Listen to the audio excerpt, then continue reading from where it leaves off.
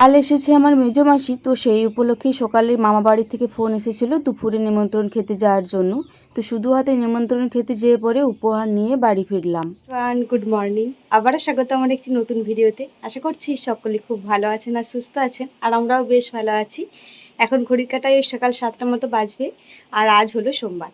এখন থেকে আজকে ব্লগটা আমি শুরু করছি। আশা করছি আজকের ব্লগটি আপনাদের ভালো লেগে থাকবে। কি তুমি শুনছিলে আমি কি বলছি? সোনামা শুনছে যে মা খেপার মতো কি বকছে। তো আজকে সোনামা অনেকটাই দেরি করে উঠেছে, কালকেও দেরি করে উঠেছিল আর আজকেও দেরি করে উঠেছে। ঘড়ির কাঁটায় এই সবে মাত্র উঠলো, এখনো ওর ঘুমের ঘোর কাটেনি। এদিকে মুখটা ঘুরাও, লজ্জা লাগছে তোমার? তো দেখি দেখি দেখি, কই কই মুখটা দেখি।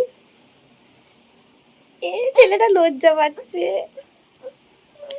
তো যাই হোক, চলুন ওকে একটু ক্লিনিং করিয়ে দিয়ে একটু ফ্রেশ করাই, তারপরে খাবার আরে খাওয়াবো। টাটা, আবারও দেখা হচ্ছে পরে। আর এই যে এই নাকের গোড়াতে যদি কোনো পিম্পল বেরোয় এতটা ব্যথা করে কি বলবো, মানে প্রচণ্ড পরিমাণে ব্যথা করছে এই ছোট্ট পিম্পলটাতে। তো যাই হোক, চলুন আবারও পরে দেখা হচ্ছে। সকাল থেকে যা পরিমাণে গরম পড়েছে, তাড়াতাড়ি কাজগুলো সেরে নিতে পারলেই বাঁচি। টাটা, টাটা কর দাও, বল আবার পরে দেখা হচ্ছে। আজকে সকালে শুধুমাত্র আমি ভাতটাই চাপিয়েছিলাম, তারপরে পুরো রান্নাটা কিন্তু দিদিভাইই করেছে। তো এই মুহূর্তে আমি সোনামাকে ঘুম পাড়াতে যাবো ভাবলাম, তার আগে ঠাকুমা বললো যে এই জায়গাটা একটু ঝাড় দিয়ে নে, কারণ জায়গাটা অনেকটা নোংরা রয়েছে। এই কিছুক্ষণ আগে তরকারিপাতি সব কিছু বানানো কমপ্লিট হলো তো, আর ঠাকুমা স্নান করে এসে প্রত্যেকটা দিন এইখানেই মুড়িটা খায়। সেই কারণে ভাবলাম বিশেষ করে যে ঝাড়টা দিয়ে নিই, তারপরে না হয় সোনামাকে ঘুম পাড়াতে যাব। আজ সকালেই মামা বাড়ির থেকে ফোন এসেছিল, আমার সোনামায়ের পাপার সোনামায়ের তিনজনেরই নিমন্ত্রণ রয়েছে। কালকে এসেছে আমার মেজো মাসি, তো সেই উপলক্ষে নিমন্ত্রণ করেছি। খুব একটা তো বেশি মামা বাড়িতে খেতে যাওয়া হয় না, আর দিদা নিমন্ত্রণ করলেও খুব একটা যায় না। তবে মাসি আর যেহেতু রয়েছে, মাও রয়েছে, তো সেই কারণে দিদা বললো যে দুটি মতো খেয়ে যাবি, এমনিতে তো খুব একটা বেশি আসিস না। তো সেই কারণেই ভাবছি যে দুটি মতো খেতে যাব। আমার মা হারে তো 3 বোন রয়েছে, 3 বোনের মধ্যে 2 বোন গ্রামেই পড়েছে, আমার মা আর আমার ছোটো মাসি, আর আমার মেজো মাসি পড়েছে একটু দূরত্বে। আমাদের তো কোনো মামা নেই, তো সেই কারণে দিদাদের বাড়িটা সবসময় ফাঁকাই থাকে। তবুও যতবার আসি যাই, দেখা করে আসা যায়, তবে এই খেতে যাওয়াটা খুব একটা বেশি হয়ে ওঠে না। এখন ঘড়ির কাটায় মিনিমাম ওই 10:30 মতো বাজবে। এই মুহূর্তে আমি আর দিদিভাই অল্প মতো খেয়েও নিলাম। সোনামাকে ওইদিকে ঘুম পাড়িয়ে দিয়েছি, আর দিদিভাইয়ের এই মুহূর্তে রান্না বান্না বাগানো সব কিছু কমপ্লিট হয়ে গিয়েছে।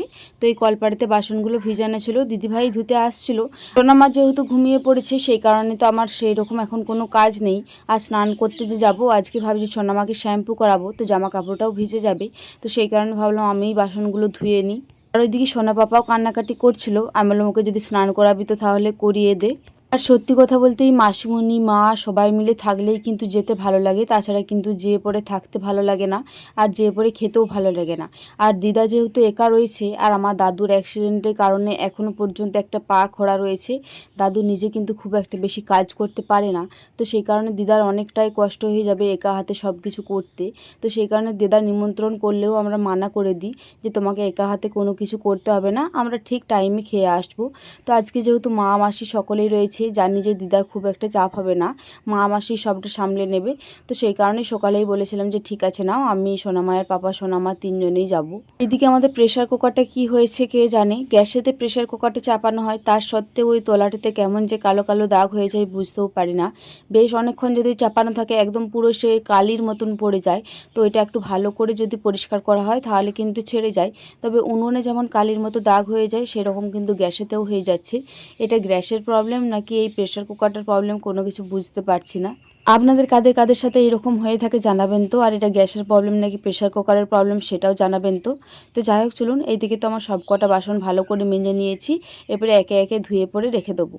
সোনামা তো আমার এখনও পর্যন্ত ঘুম থেকে ওঠেনি, তবে ও যদি এখনও পর্যন্ত ঘুম থেকে না ওঠে, টুকিটাকি কটা মাত্র কাজ রয়েছে ওই কাজগুলো বাগিয়ে নিই। তারপরেও যদি না ওঠে আমি স্নানটা ভাবছি করে চলে আসবো। তবে বিশেষ করে ভয় লাগছে, কারণ আজকে ভালো শাড়ি পরবো স্নান করে, ওকে স্নান করালে শাড়িটা ভিজে যাবে। এখন ঘড়ির কাটায় মিনিমাম ওই 12:30 মতো বাজবে। এই মুহূর্তে আমরা বেরিয়েছি মামা ঘর যাওয়ার জন্য। যেহেতু সোনামাকেও যেয়ে পরে খাওয়াবো, তো সেই কারণে একটু তাড়াতাড়ি বেরিয়ে পড়লাম। মা মাসি তো আমাকে সকাল থেকেই যেতে বলেছিল, তবে কিছু প্রবলেমের জন্য আর সকাল থেকে যাইনি, আমারই শরীরটা খুব একটা বেশ ভালো থাকেনি। তো সেই কারণে আর সকাল থেকে যাওয়া হয়নি। এই মুহূর্তে আমরা বেরিয়েছি, আমি সোনামায়ের পাপা সোনামা। আর আজকে সোনামার যে জামাটা পরেছে ওই জামাটা পরে ও যে কতটা পরিমাণে খুশি হয়েছে, যখন থেকে জামাটা বের করেছি আমাকে শুধুমাত্র বলে যাচ্ছে যে আমাকে জামাটা পরিয়ে দাও। তো যাই হোক, এই যে আমার মামার বাড়িতে চলে এসেছি। মোটরসাইকেলে আসতে ওই 2 থেকে 3 মিনিট মতো লাগে। আপনারা তো এর আগের বারেও দেখেছেন আমার মামার বাড়িটা, এইবারে আর ঘুরিয়ে দেখানোর কোনো কিছুই নেই। তো এসে ওর মামামের কলে চেপে গিয়েছিল। পরে দিদা এইদিকে সোনামাকে ভাত দিয়ে দিয়েছে। আমি বললাম যে ওকে আগে খাইয়ে দিই, তারপরে না হয় আমি খাবো।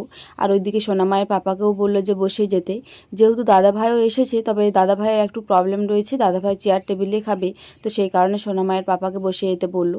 আর এইদিকে আমি সোনামাকে আগে খাবারটা খাইয়ে দিই, তারপরে না হয় আমি খাবারটা খাবো। তাছাড়া ওকে খাওয়াতে খাওয়াতে আমি তো খেতে পারবো না, আর ওকে না খাইয়ে আমি খেলে তো আমি কোনো তৃপ্তিই পাবো না, আর ও কারো হাতে খাবেও না যে ওকে কেউ খাইয়ে দেবে তারপরে আমি খাবো। আর এদিকে বর মশাইও খেতে বসে পড়েছে। এই মুহূর্তে সোনামাকে খাওয়া দাওয়া কমপ্লিট করিয়ে আমিও খেতে বসে পড়েছি। আজকে মেনুর মধ্যে রয়েছে শাক ভাজা, ভেন্ডি ভাজা, বটবটি ভাজা, কাল্লা ভাজা, বেগুন ভাজা, আলু পোস্ত আর চিংড়ি মাছ দিয়ে বাঁধাকপির ঝাল আর চারাপোনা মাছের ঝোল। দিদা ভেবেই ছিল যে মাংস করব, যেহেতু মেজমাসি আরে অনেকদিন বাদে আসে, তবে ওই যে লোকের অভাবে আর মাংস করা হয়নি, কে করে দেবে বা কে এনে দেবে সেই কারণে আর হয়নি। যাই হোক, এই মুহূর্তে আমাদের তো পুরোপুরি খাওয়া দাওয়া কমপ্লিট হয়ে গিয়েছে।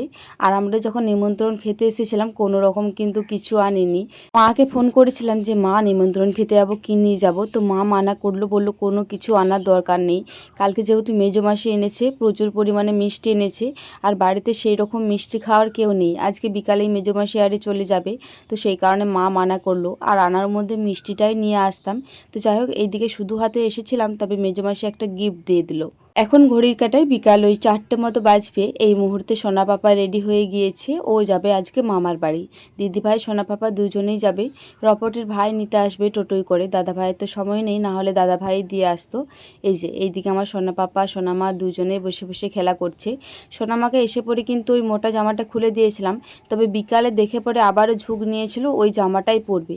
তাছাড়া যা পরিমাণে গরম পড়েছিল এই জামাটা পরানোর কোনো ইচ্ছা ছিল না, তবে বিকালে একটু ঠান্ডা ঠান্ডা ওয়েদার লাগছিল, তো সেই কারণে বিশেষ করে জামাটা পরিয়ে দিলাম। আপনাদেরকে তো হয়তো এর আগের ভিডিওতেও বলেছি যে আমার শাশুড়ি মায়ের গ্রামেই বাপের বাড়ি, আর শাশুড়ি মায়ের বাপের বাড়ির বাবা ওই হাত আরে যদি কোনো কিছু হয়ে যায়, হাত পা, তো সেগুলো দেখতে বেশ ভালো মতো পারে, সব কিছু ভালো ঠিকঠাক করে দেয়। তো শাশুড়ি মায়ের হাতে একটু দরজ লেগেছে, তো সেই কারণেই বিশেষ করে যাচ্ছে। শাশুড়ি মা সেই কারণেই বললো যে বুনুকে রেডি করিয়ে দে, তাহলে বুনুকে না হয় নিয়ে যায়। আমি বললাম ওকে রেডি করানোর কিছু নেই, ওকে রেডি করিয়ে দিয়েছি, তুমি না হয় নিয়ে চলে যাও।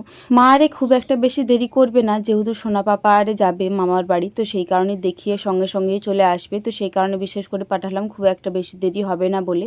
আর এই যে এইদিকে টোটোও চলে এসেছে এই মুহূর্তে। আর এই যে সোনা পাপার দেখুন কতটা পরিমাণে খুশি। ও যখন থেকে রেডি হয়েছে, যখন থেকে বুঝতে পারছে যে ও কোথাও যাবে, ওর মায়ের কাছ থেকে কিন্তু মোটেও আসতে খুঁজছিল না। আর এই সোনা পাপা মামার বাড়ি যাচ্ছে, সোনামা কিন্তু প্রচণ্ড পরিমাণে মন খারাপ হয়ে গিয়েছে। ও বুঝতে পারছে যে ভাই কোথাও চলে যাচ্ছে। ওরা দু ভাই বোনে দুজনকে প্রচণ্ড পরিমাণে ভালোবাসে, আর কোথাও চলে গেলে দুজন দুজনকে প্রচণ্ড পরিমাণে মিস করে। সোনা পাপা তো একটু ছোট রয়েছে এখন, ও তো খুব একটা বেশি বুঝে না, তবে সোনামা যেহেতু আস্তে আস্তে একটু বড় হচ্ছে, তো সেই কারণে এখন না ওর প্রচণ্ড পরিমাণে মন খারাপ হয়। ওর ভাই যদি কোথাও চলে যায়, ও বারবার ওর ভাইয়ের রুমটার দিকে তাকায়, তবে কিন্তু ভাইয়ের রুমটার মধ্যে ঢুকে না, কারণ ও বুঝতে পারে যে ভাই নেই ওই রুমটার মধ্যে। যাই হোক, এদিকে টোটো চলে এসেছে, আর দিদিভাইও চেপে গিয়েছে, ব্যাগপত্র সব কিছু চাপিয়ে নিয়েছে।